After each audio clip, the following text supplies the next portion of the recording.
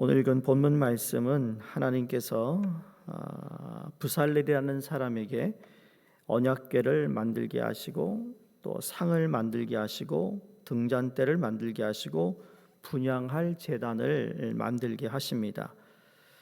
37장 전체를 보면 언약궤, 상, 그리고 등잔대, 분향할 제단을 만드는 기록을 통해서 자세히 보면 네 가지 성물을 만드는 과정에 쓰인 문단의 주어가 모두 같다라는 점입니다. 시간상 다 읽지 않았습니다만 오늘 1절에 부살렐이 그 조각목으로 궤를 만들었으니라고 말하고 10절에 가면 그가 또 조각목으로 상을 만들었으니 17절에 그가 또 순금으로 등잔대를 만들되 그리고 마지막 25절에 그가 또 조각목으로 분향할 제단을 만들었다라고 하고 있습니다. 이 네 개의 성물을 만든 사람이 바로 부살렐임을 강조하고 있어요. 성막은 하나님의 말씀을 따라 하나님의 말씀대로 지어졌습니다. 그러나 이 천지를 창조하실 때와 같이 빛이 있으라고 말씀하시면서 그 말씀을 따라 빛이 생기는 형식은 아니었습니다. 성막을 만드는 만드는 하나님의 말씀은 부살렐에게 전해졌고 사람을 통해서 이 땅에 이루어졌다라는 것이 중요한 오늘 말씀의 초점인 것 같아요. 물론 저희가 나중에 기회가 되면 성막에 주어졌던 모든 것들을 성막 안을 이렇게 살펴보는 말씀을 따로 가질 생각인데요. 오늘 중요한 건 이 부살렐이라는 사람이 도대체 어떤 사람일까? 성경에 보면 하나님이 직접 나서서 하시는 일도 있지만 대부분의 일상적인 생활에서는 하나님이 하나님의 사람을 불러 하나님의 말씀 따라 그 말씀을 그대로 행하는 사람을 하나님이 사용하셨다라는 것을 알게 됩니다. 여기 언약궤와 상과 등잔대와 분향할 제단만이 사람을 통해 세워진 것은 아닙니다. 우리가 지난번에 읽었던 이 출애굽기의 이 역사적인 사건을 보면 성취된 일들을 자세히 들여다보면 하나님은 이스라엘 백성들의 신음을 듣고는 모세를 부르셨어요. 그리고 모세를 출애굽하는 이스라엘의 지도자로 세우셨죠. 그리고 바로를 찾아간 사람도 모세였습니다. 10가지 재앙이 이 땅에 이루어지는 것을 선포한 사람도 모세였습니다.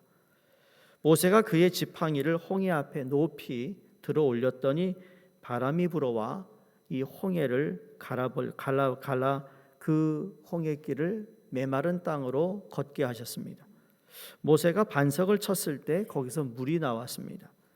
이 모든 걸 보면 하나님이 다 하실 수 있는 일임에도 불구하고 모세를 사용하셨듯이 이 부살렐이 본문에서 모든 문단의 주어로 등장하는 것은 곧 하나님이 사람을 통해 일하시고 하나님의 말씀은 사람을 통해 이 땅에 이루어지고 있다라는 사실을 알려주고 있습니다.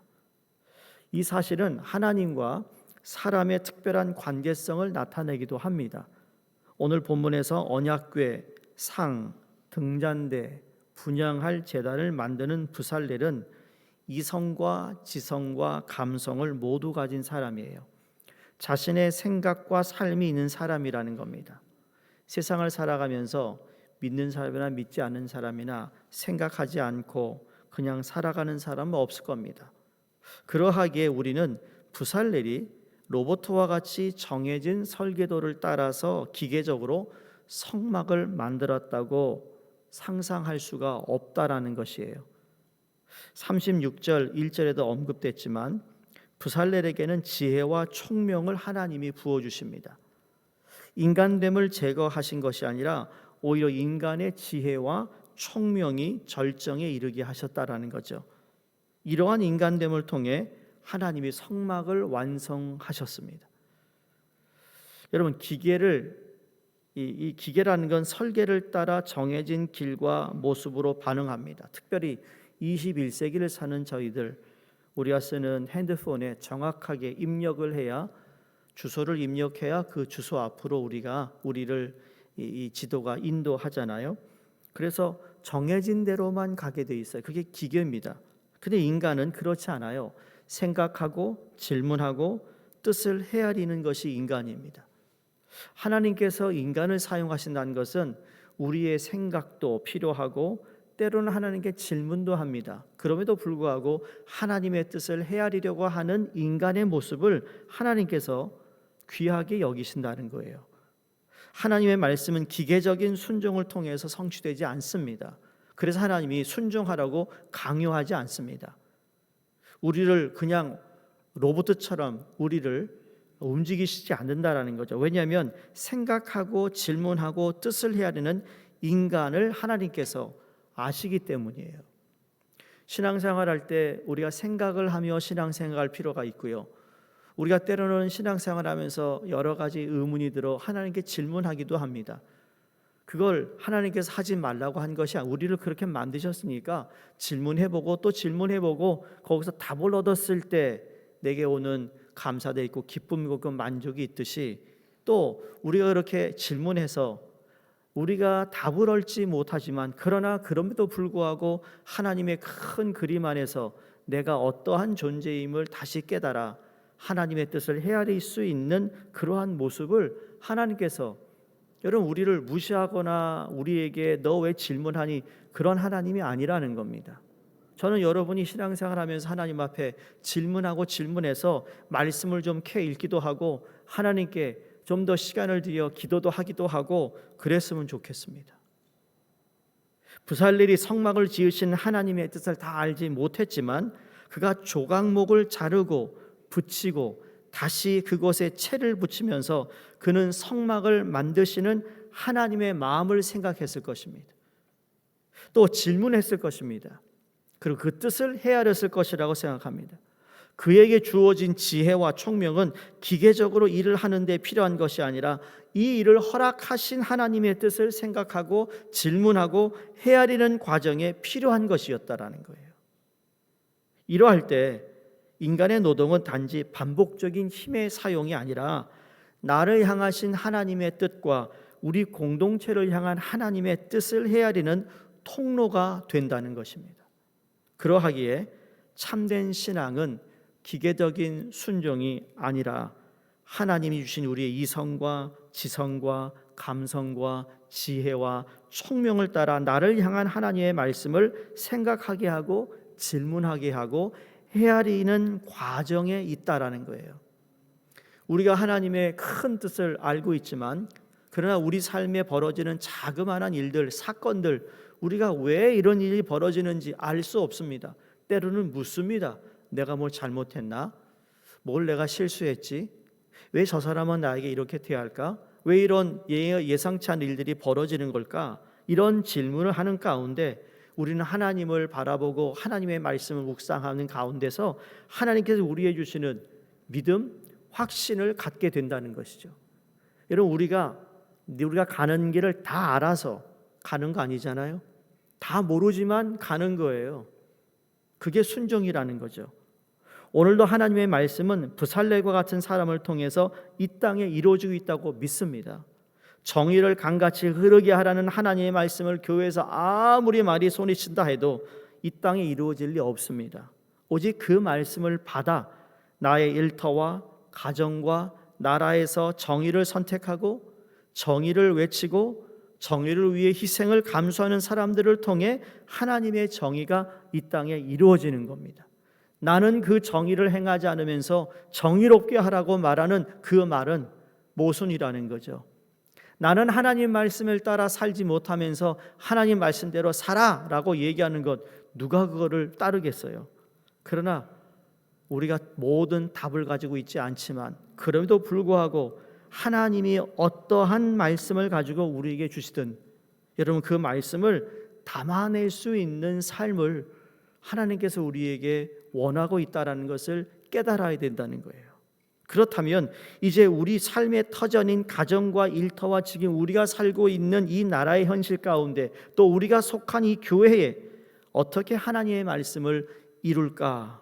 어떻게 그 말씀을 내 삶의 통로로 살아갈 것인가를 우리는 생각하고 질문하지 않을 수가 없습니다. 부살렐만 여러분 하나님께서 사용한 건 아니잖아요. 오늘을 살아가는 저와 여러분도 하나님께서 부르셨어요. 여러분이 꼭 있어야 할 곳에 하나님이 세우셨어요. 여러분의 가정에 아버지로, 어머니로, 또는 남편으로, 아내로, 또는 교회에서 직분받은 자로, 또 여러분이 사회생활에서 그 자리는 그냥 주어진 자리가 아니라 그곳에서 하나님께서 내게 세워준 그곳에서 최선을 다하여 하나님의 뜻이 이루어지는 것을 우리는 간구하고 겸손히 그 맡은 일을 최선을 다해야 된다고 생각합니다.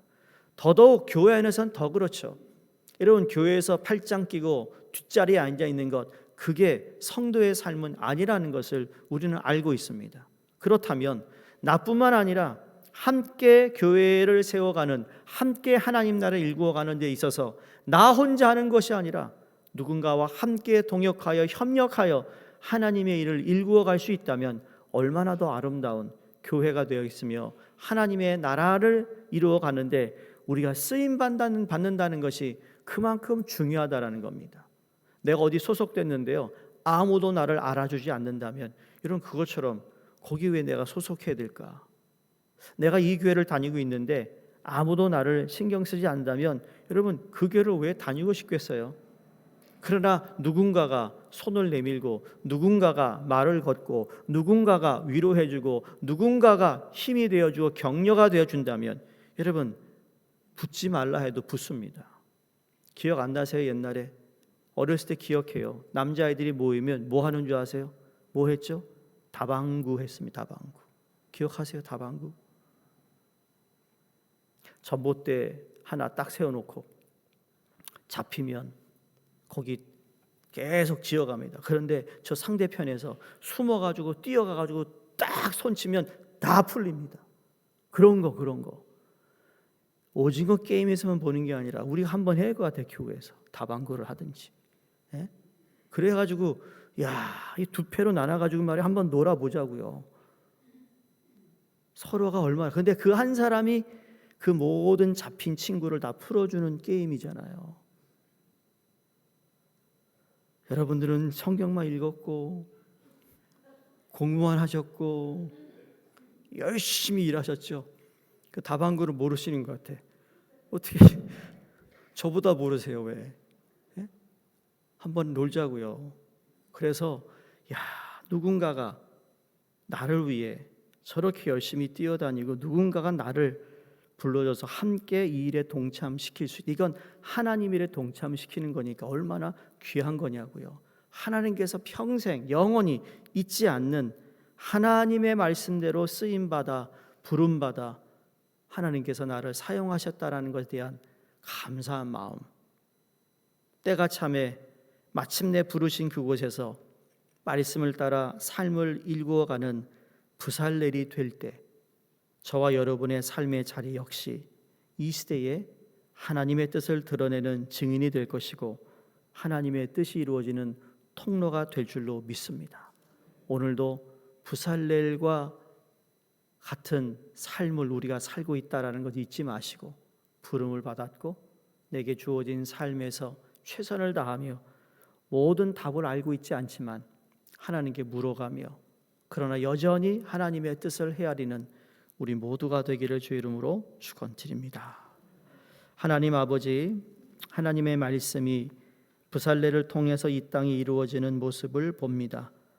오늘도 저희에게 허락하신 삶의 자리에서 부살렐과 같이 살아가고 말씀을 이루어가며 하나님의 뜻을 온전히 이루는 저희가 되게 하여 주시옵소서. 예수님의 이름으로 기도드리옵나이다. 아멘. 우리 함께 기도합니다. 오늘은 유럽과 선교회를 위한데요. 알바니아의 최조영 홍정희 선교사님, 성경 번역 선교회 박효섭 조선양 선교사님 기도해 주시고 우리 사순절 기간 우리 새벽 예배와 또 전교인 캠페인을 위해서도 함께 기도하겠습니다. 할렐루야. 하나님 아버지